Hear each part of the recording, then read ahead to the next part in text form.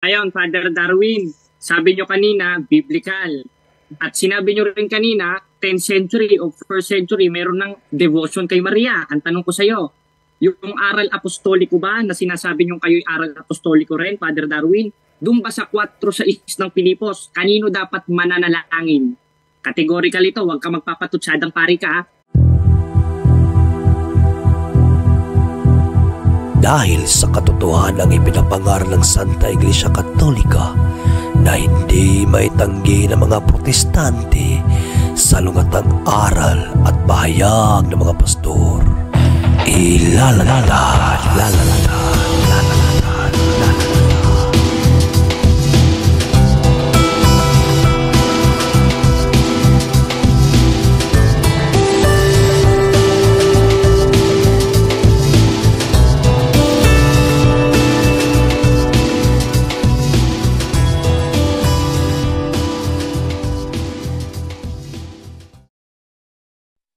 Bag sauce simbahan.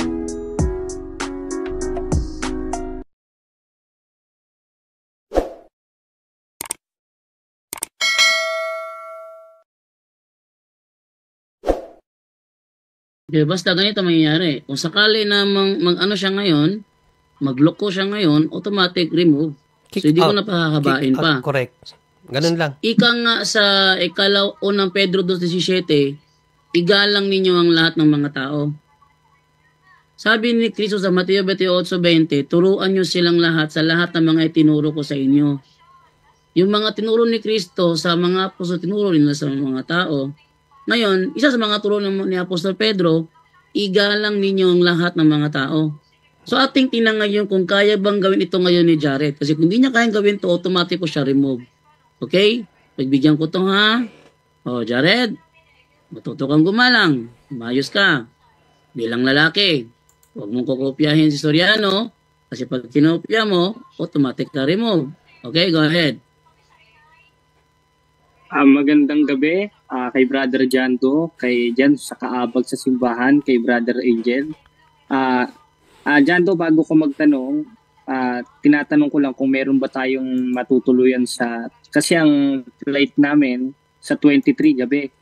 Ang dating namin dyan gabi. Tapos kinabukasan debate. Ayan, bago ko magtanong. Okay, meron bro, nag-offer yung Save the President sa lugar niya, Brad Caloy Aboyabor, na doon ka mag-stay sa lugar niya. In-offer niya yung lugar niya, bro. Ngayon, sige, darating, maganda yan. Ngayon pagdating kasi ang dating namin sa 23, nakapagpabook na kami. Tapos ang alis namin, 25 after debate. Walang problema yun. Nagsabi na ako na kakailanganin niya ng lugar na makapag-stay siya. Sabi ni Brad Caloy, ano yung lugar ko? Papayag ako sa kanya. Yun, sabi ko, sige. Ito naman ang tanong ko. Ngayon, kung ang sinasabi nyo kanina, gaya ng binasa nyo sa 28:20 ng Mateo, na ituro nyo sa kanilang ganapin ang lahat ng mga bagay na inutos ko sa inyo. Ngayon, kung ang yun ang dapat natin sundin, dapat lahat ng sundin natin ituro sa mga tao, yung utos ni Kristo, bakit yung rosaryo 12:14 lang lumabas according to the Sacred of Rosary sa Aklat Katoliko? Si Kristo, 33 AD nangaral yun 12:14, matagal nang wala si Kristo nun At kung ang yun ang isinusunod nyo, yung nasa 28:20 ng Mateo na ituro nyo sa kanilang ganapin ang lahat ng mga bagay na inutos ko sa inyo, tanong ko sa iyo, utos ba ni Kristo na magrosaryo samantalang yun ay lumabas 12:14, matagal nang umakyat si Kristo, Brother Jando? Yes, bahagi yun sa utos, bro. Kasi kung babasahin naman natin yung sinasabi sa Mateo 18:18, ganito ang pagkakasabi. Tandaan ninyo, ano mang ipagbawal ninyo dito sa lupa ay pagbabawal sa langit. At ang ipahintulot nyo dito sa lupa ay ipahintulot sa langit. At sinabi dyan, ipahintulot. Sa madaling salita, hindi pa na ipapahintulot sa panahon ni Kristo.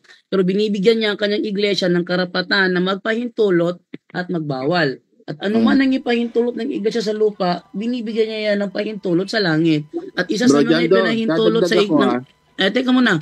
Isa sa mga ipinahintulot ng iglesia sa lupa, yung sa Rosario, 12:14. the mystery of the Okay. rosary nyo binasa yon. Amen, amen, Brother Jando, amen. Okay, Bro Jando, pangalawang tanong. Pangalawang Hindi, tanong, dagdag Brother lang natin, Jando. Bro Jared, nung sinabi niya ng ating Panginoon Kristo, tandaan mo kapatid, even the term abortion, wala pa nun. Okay? So, walang term na abortion during that time. Walang sinabi siya at ang ating Panginoon Kristo, o sabihin niya sa mga tao, bawal ang abortion. Pero ngayon, nagkaroon ng mga abortion at ng mga kung ano-ano pang mga kasalanan ngayon na dumating na even before wala pa. Bakit kailangan niya sabihin ipaintulot niyo sa lupa, ipaintulot sa langit? Kasi sila mag-o-oversee, sila yung church. Yung tandaan mo kapatid, yung binigay niya, yung mismong kapangyarihan, ano may pahintulot sa mga apostol yan, church fathers yan. Yung mga church fathers, siyempre mayroong successor yan. At sila magsasabi kung ano man nakikita nila, na wala pa sa panahon ng ating Panginoon Kristo, tandaan mo kapatid, sila magsasabi na bawal yon. Kasi wala pa sa panahon ni Jesus yon. So wag mong hanapin yung sa panahon ni Jesus na sinabi ko, ano yung tinuro kong exacting word for word, don't look for that. Bakit? Kasi may mga kasalanan darating na wala pa doon sa panahon na yun. So you need to see the context. No? Yung context, no? Kahit even abortion, wala pa nun. Wala pa nga yung mga pornography nun na internet eh. So ngayon, pwede pa ba yun? Hindi. Ang church na magsasabi, bawal itong mga ganitong panoorin. Bawal ganito ang pag-abortion. Bawal ang contraception. Sino magsasabi? Yung sinabihan. But during that time, natural wala. Kaya binigyan. Binigyan ng paitulot yung mamumuno sa church niya, kapatid. So, pag sinabi mong Bible alone ka, ay patay ka dyan. Paano yung mga nangyayari ngayon na wala sa Bible? Ibig sabihin ba, pwede na yon? No. So, ang church ang mag-oversee noon, bro.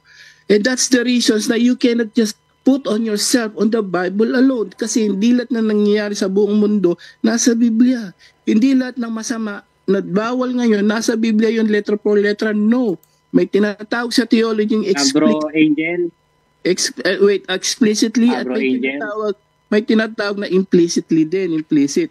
So yung po yung dahilan ng kapatid, no, hindi ka pwedeng mag-focus lang doon dahil may mga mangyayari for the futures, alam ng Diyos yan, na hindi naman during that time, hindi pa sa panahon nila yun. Yan nga, yung mga abortion, yung mga iba-ibang kasalanan ngayon. So sila mag-oversee po na, Bro Jared. Amen, Brother Angel, amen, amen. Bro Angel, mahabol ko lang. Ngayon, sabi mo kanina, na yung mga nangyayari sa mundo hindi natatala sa Biblia, yung mga future progressive na mangyayari. Tama ba? Gaya ng mga gulo, gaya ng mga abortion, gaya ng panahong mapanganib. Tinatanggap niyo ba yung kapatid na Angel? Yes bro, yung mga exact word na gagamitin doon sa mga ganun, wala pang ganun nun. But Ngayon, Bro Angel, kung mabasa ko ba sa Biblia na nasa Biblia yon? Sige ba din siya, mabigyan na ba din yung drug addiction, abortion, sabi ni Brother Angel kasi wala yung exact word. Pero sabi ko, babasahin mo. So, but then, wait lang. Meron siyang meron challenge eh. Sabi kasi ni Brother Angel, yung exact word, abortion, drug addiction, pornography, wala pa nung panahong yun. So sabi kasi ni Jared, kung mabasa daw niya. Mabigyan natin Brother Angel, anong talata niya babasahin? Yung abortion, yung pornography, at saka yung drug addiction. Sige, Brother Jared, bigyan mo talata, Brother Jared. Yung exact word. Letra por letra dapat. Kasi sinabi kung ko, ito, Brother Angel, Bro Jando, mas makaano lang, mawalang galang lang. Pwede ba ako ang bumasa? Sige bro, ibigay mo talata bro, lalabas mo talata. Bro, siguraduhin mo lang, yung sinabi ko kasi letra for letra. So, exact word kasi sabi niya exact word. Pag sinabi mo babasahin mo, make sure there is an abortion and drug addiction on that verse na babasahin mo ha. Kasi kung hindi, wala. Sige, go ahead.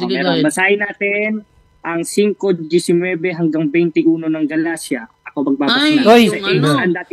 Wait lang. Brother Angel, ang babasahin niya yung ginamit ni Soriano kay Blanco at ang mga katulad nito. Yun babasahin niya. Wala mang letra por letra dyan nakalagay bro dyan doon na abortion. Wala dyan pornography. Wait lang. Ipakita mo kung may abortion doon, bro. Wait lang muna, Brother. Wait lang muna. Ang sabi kasi ni Brother Angel, sa panahon ng episode, hindi mo mababasa yung exact word abortion, exact word drug addiction, exact word pornography. Pero yung babasahin niya, yung Galacia 5:19, kaya nga sabi ko, di ba, kung kukopyahin mo si Eli Soriano, predictable ko lahat ng kilos mo. Brother Jando. Wait lang. Unang-una, saglit lang. Magsasalita lang ako saglit. Kasi unang-una, ngayon lang rin ako pumasok dito Hindi ko ginagaya si Eddie Soriano. Yan ang nasa diwa ng talata Unang-una, hindi ko naman... Mali. Tingnan mo Eddie Diwa. Si. Diwa, bro. From your word, Diwa. So, ibig sabihin... Sige. Basahin natin, Brother Angel. Diwa daw, Diwa. Narinig mo ako, talagang delikado ka sa akin. Mana ka talaga kay kay... Basahin natin, Brother Angel, yung sinasabi niya, Brother Angel. Diwa pala, mayroong diwa. Ito, Brother Angel, basahin natin, Brother Angel, ha? Abortion. Mana ka talaga kay Tingnan ninyo, ha? Tsaka kay Darwin Gano.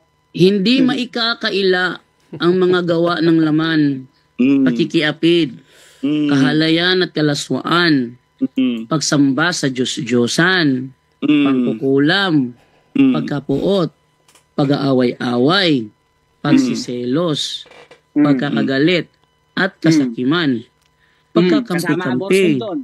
Ikaw ang nagsama. Wait lang. Ikaw ang nagsama. Wala akong nabasa na abortion, Brother Jared. Kasama abortion doon sa diwa. Sinong Bible scholar nagsabi kasama abortion dyan? Unang-una, hindi naman ako sumusuporta o hindi naman ako sumasang-ayon sa mga Bible scholars. Pasensya ka na bro kasi kung walang bro. 14:37 of 1 Corinthians. Pasensya ka na bro ha. Kasi wait lang. Brother Angel, wait lang ha. Yes bro. Unang-una kasi kami sa punto por punto hindi kami tumatanggap ng mga private interpretation. Sabi mo, kasama ng abortion dyan. Kailangan mo supportahan yan with reference na suportado ng Bible scholar. Kung wala kang may support ng Bible scholar, di namin tatanggapin kasi private interpretation mo. Ngayon, tumakbo ka na naman ngayon sa unang Korinto 14. Wait lang. Tumakbo ka naman ngayon sa unang Korinto 14:37 out of context ulit. Bakit? Sabi kasi ni Apostol Pablo doon, sino man naniniwala na siya mensahero ng Panginoon, kailangan tanggapin niya na ang sinusulat ko sa inyo ay utos ng Panginoon. Wala namang nakalagay doon na abortion. Wala nga nakalagay same-sex marriage Walang nakalagay drug addiction. Pwede pala diwa. Nakalagay doon, Brother Jando. Nagpapatutsada ka sa bunganga ko na wala namang lumabas sa bunganga. Wala Anong naman patutsada? Anong patutsada yung sinabi ko? Abortion doon anong patutsada sinabi ko? 14:37 ng unang Korinto, alalahanin ninyong mga bagay na sa inyo'y isinusulat ko pag isinusulat ko, interpret. Napalo ko ng Bible scholar, wala akong may papakita sa'yo. Bakit? Dahil ang Biblia, interpreted na ng mga apostol yan, na binibigyan nyo ng pakahulugan na wala naman sa Biblia. Gaya ng Rosario. Tayo daw magbigay ng pakahulugan? Ganito. Mga Brojando, Bro Angel, pwedeng ako na muna sumagot dito. Bro Henry, isa lang ha. Sabi niya, siyang may nagpakahulugan diwa sabi niya tayo Nandiyan na ba si Darwin pala? Kung nandyan ka, baka kaya Diyan na ba si Darwin? Tutulan ito sinasabi ko. Darwin Gitgano. Bro Jared, Bro Jando. Bro Angel, gusto ko lang ipaalam nito kay Bro Jared, na Bro Jared, kapag ang atake mo about rosary, make it sure, una-una na nauunawaan mo ang rosaryo. Makinig ka muna. Bro Jando, ayan na naman siya. I-mute ka muna natin. I-mute muna kita, maingay ka. Nagsasalita ang tao no?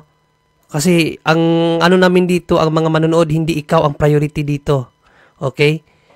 Kapag nagtanong ka ng rosaryo, huwag mo kaming ilagay sa box na para bang ang rosaryo kinakailangang hanapin sa Biblia.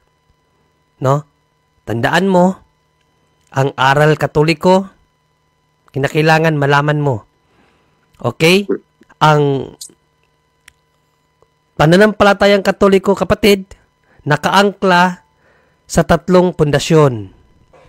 Biblia, tradisyon, magisterium. Yan ang tandaan mo palagi. Kapag nagtanong ka sa rosary, huwag mo siyang ipasok sa box kasi ang rosary is traditional teaching and magisterial teaching. Okay? Ngayon, ang tanong mo, kung may mababasa ba sa Biblia ganito, Rosary, ang dapat unawain mo na ang turo ng meron. kaya nga ang turo ng rosaryo is traditional teaching yan, gradually develop. Traditional teaching. Question, may mababasa ba sa Biblia na pinapatanggap ang tradisyon ng simbahan? Basahin ko sa iyo na pinapatanggap ni San Pablo ang tradisyon ng simbahan. Itatanong ko sa iyo ulit kung mayroon ba kayong tradisyon. Basahin ko kung mayroon bang pinapatanggap si San Pablo na tradisyon sa simbahan. Basahin natin. Pasok mo yung ano dyan. John Ray, yung diwa, sabi niya, naniniwala siya sa diwa O yan. Ayang pagsasabi niya, Brother Angel, na sa diwa, so palpalin ko siya dyan kasi bawal ang diwa sa Bible. Yun na nga. Tapos nagdidiwa lang pala siya. Basahin ko sa kanya kung pinapatanggap ba ni San Pablo ang mga tradisyon na katuruan. 2 Tesalonica 2:15, King James Version. Ito. Pakinggan mo, Jared, para matuto ka. Ayan. Therefore, brethren, stand fast and hold the traditions which you have been taught, whether by word, sa pamamagitan ng salita. Ibig sabihin, hindi yan Biblia. Kasi ang Biblia, it's a written tradition. Ito na tradition by word or our epistle. Itong epistle, ito yung Biblia na ginagamit natin. So, ang simbahan, mayroon siyang pinapangalagaan dalawang uri ng tradisyon. Anong uri ng tradisyon yon? Word and epistle. So, may mga turo ang iglesia, kapatid na Jared, na hindi lamang babasahin, kundi oral teaching.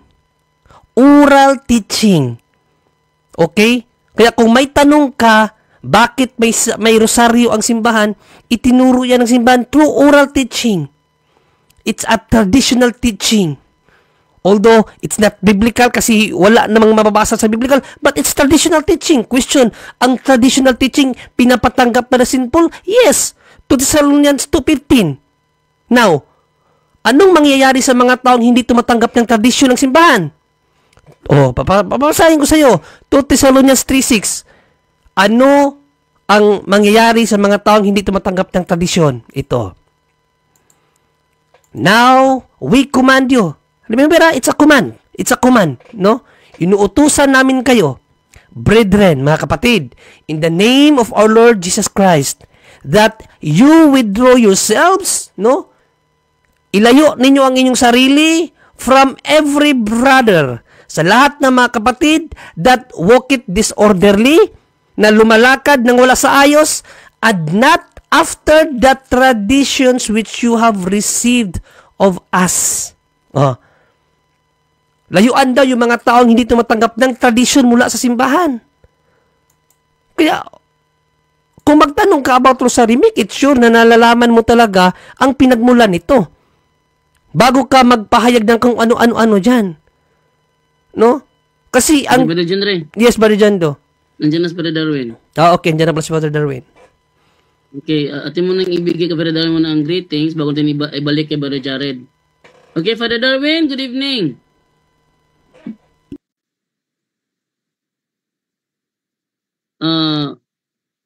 Brother Darwin, hello, good evening, Brother Darwin. Hello. Hello, good evening, Brother Magandang Darwin. gabi sa inyong lahat at sa mga malugod dating taga-subaybay at sa mga bisita natin ngayon.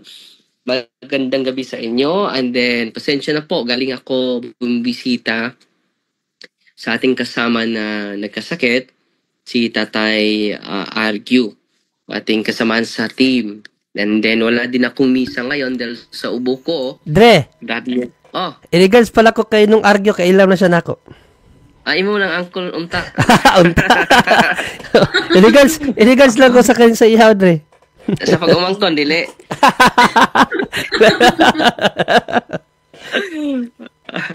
Okay, kami lang nagkaintindihan ni Brother Jendre, no? Naintindihan ko yon. Nami siguro ni Brother John Day dito sa sa lugar sa Valencia, no? So, na late tayo, and then maraming tao din ang bumibisita natin kanina. Iba't ibang lugar, Brother Jando, no? Salamat tayo sa mga 100, almost 200 po yung bumibisita natin. At plano ko sana hindi muna ako mag-serve dahil yung boses ko ay hindi pa pero sa awa ng Diyos maganda naman yung na-take ko na gamot, naging effective galing kay Dr. Halad. So ngayon ay nakaapas pa ko. At magandang gabi sa lahat, no? Brother Jando, nagsimula na lang tayo dahil nagsimula na kayo.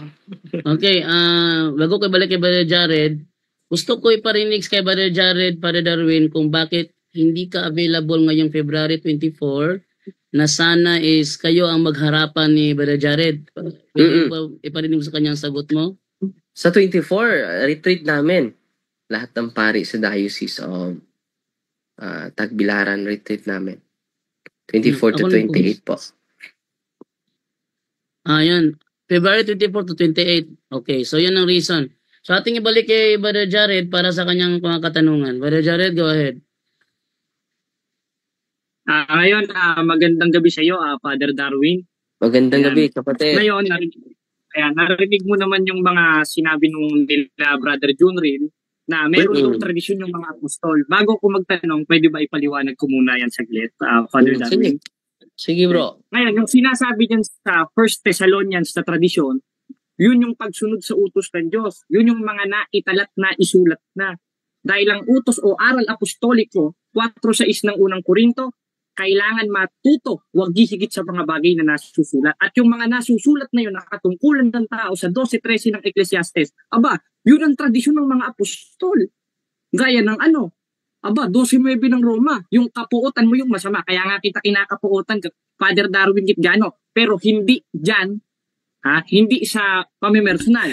Kinapupuotan ko yung aral na itinuturo mo. Ngayon, wag nyo kayo mute mga kapatid, dahil kausap ko si Father Darwin. Ngayon, tanong ko sa iyo, Father Darwin, kung ang aral o kung ang utos ng mga apostol at tradisyon nila sa 4:6 ng unang Korinto na kailangan matuto, wag higit sa mga bagay na nasusulat. Tanong ko sa iyo, yung rosaryo ba sa buong Biblia, in Old and New Testament, nakasulat?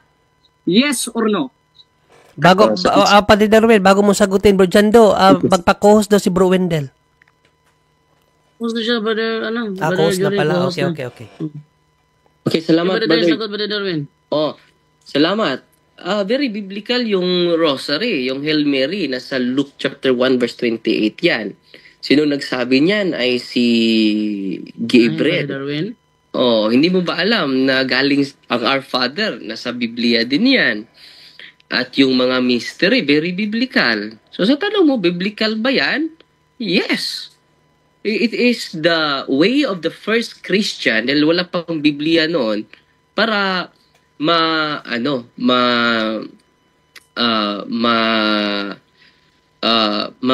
ma-contemplate nilang buhay ni Kristo. Ngayong araw na ito is, yung misteryo ngayon?